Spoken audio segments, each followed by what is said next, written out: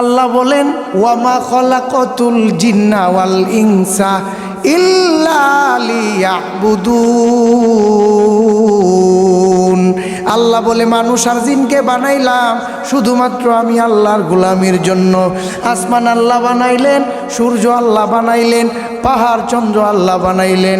কোনোদিন বলে নাই ওই পাহাড়টা আমি আল্লাহর গোলামির জন্য বানাইছি, চন্দ্র আমি আল্লাহর গোলামির জন্য বানাইছি, সূর্য আমি আল্লাহর গোলামির জন্য বানাইছি।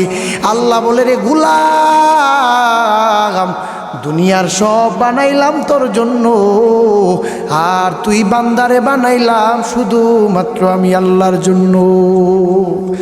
মা খলাকতুল জিন্না ওয়াল ইনসি বেখজ ইবাদাত নিস্তে মাকসুদ আজ্জাহা। আল্লাহ বলে রে গোলাম,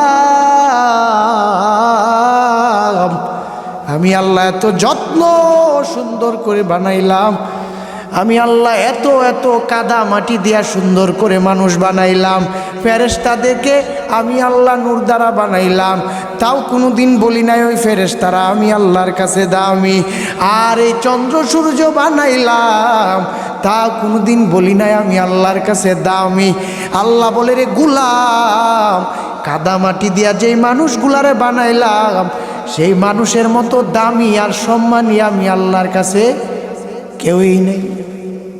এত সম্মান দিয়ে আল্লাহ জমিনের মধ্যে মানুষ বানাইছে, তাও আল্লাহ কোনোদিন বলে নাই আমি আল্লাহ চাকরি করার জন্য মানুষ বানাইলাম, আমি আল্লাহ কৃষি কাজ করার জন্য মানুষ বানাইলাম।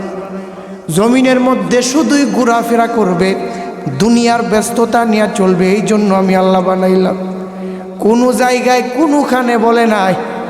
আল্লাহ বলে রে গোলাম, যদি কেউ আমি আল্লাহর ইবাদত করে, দুনিয়া বিলাইনেও যদি কেউ চাকরি করে কাজ করে, ইবাদতের পরে সব ইবাদত হিসাবে গণ্য হবে, তবে আল্লাহর ইবাদতটা বেশি প্রাধান্য দেওয়া।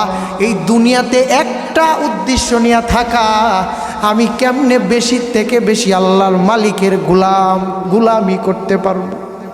সবচেয়ে বেশি ফিকির করা মালিকের গোলামি আমি কেমনে কেমনে বেশি বেশি করতে পারবো। সাহাবায়ে কেরাম আমলের এমন এক একটা আমলের প্রতিযোগিতা দিতেন, আর আমরা দুনিয়ার ব্যাংক ব্যালেন্স বানানোর জন্য প্রতিযোগিতা দিতে পারি, আর এই আল্লাহর ইবাদত করার জন্য প্রতিযোগিতা করতে পারি না।